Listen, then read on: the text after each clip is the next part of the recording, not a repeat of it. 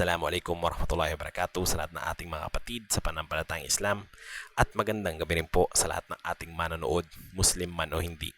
Ngayon po ay day 58 at welcome sa ating araw-araw na pagbabasa ng Banal na Quran sa wikang Filipino. I-click nyo lamang po ang aking profile para sa mga unang part ng ating pagbabasa.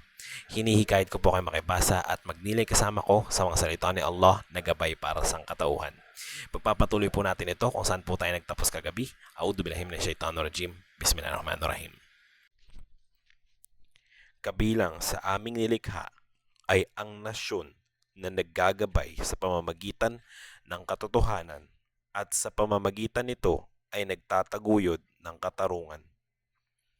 Yaong mga nagpasinungaling sa aming mga tanda ay unti-unti namin silang wawasakin nang hindi nila nalalaman. Sila ay palulugitan ko, tunay na ang aking plano ay matatag. Hindi ba sila nakapag-isip?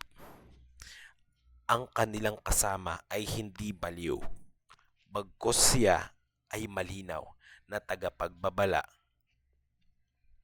Hindi ba sila tumingin sa nasasakupan ng kalangitan at lupa at lahat ng nilikha ni Allah na maaaring malapit na ang takdang panahon nila?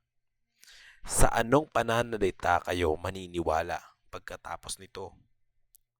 Sino mang iligaw ni Allah ay wala ng gabay para sa kanya, at sila ay iiwan niya sa kanilang pagsuway na mga bulag.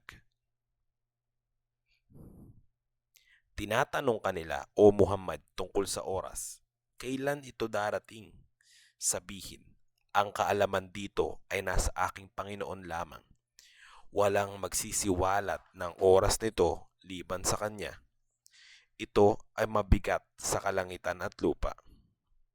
Ito ay hindi darating sa inyo liban na lamang na biglaan. Tinatanong kanila na parang nalalaman mo ito. Sabihin, ang kaalaman dito ay kay Allah lamang. Subalit, ang karamihan sa mga tao ay hindi nakaalam.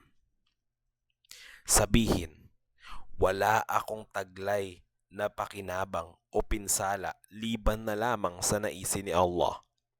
Kung nalalaman ko man ang nalilingid, ay pinarami ko sa aking sarili ang kabutihan at hindi ako dinatnan ng pinsala. Ako ay hindi hihigit pa sa tagapagbabala at tagapagbalita para sa mga nananampalataya. Siya ang lumikha sa inyo mula sa isang tao at mula sa kanya ay nilikha ang kanyang asawa upang mapanatag siya sa kanya.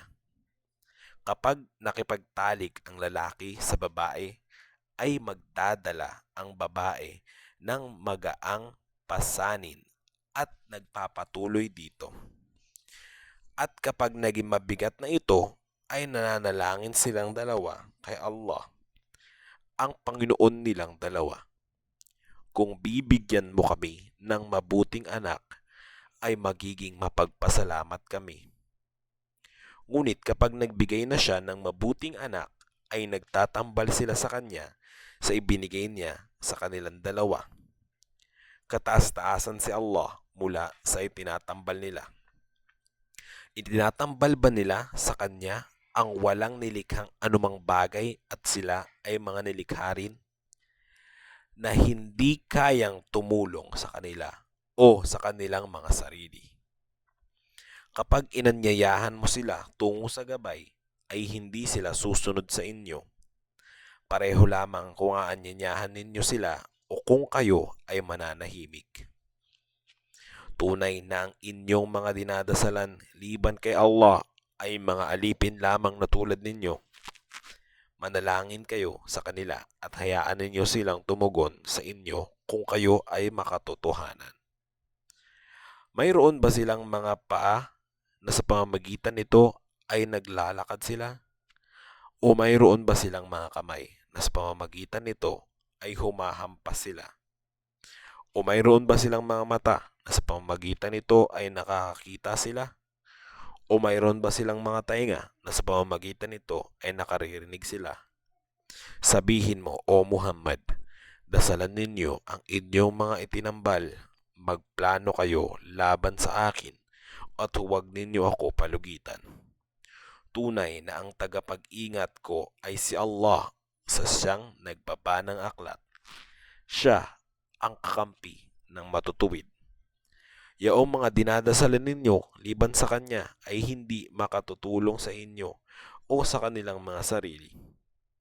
Kapag inanyayahan ninyo sila tungo sa gabay ay hindi sila makikinig. Makikita mo silang nakatingin sa iyo, ngunit hindi sila nakakakita. Maging mapagpaumanhin, iutos ang kabutihan at lumayo sa mga mangmang. Kung darating sa inyo ang masamang udyok ni Satanas, ay magpakupkup kay Allah. Tunay na siya ay nakaririnig at nakaalam.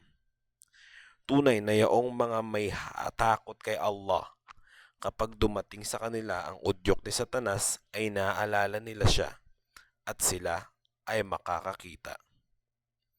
Ang kanilang mga kapatid na demonyo ay nagdaragdag sa kanila pagkakamali at hindi sila nagkukulang.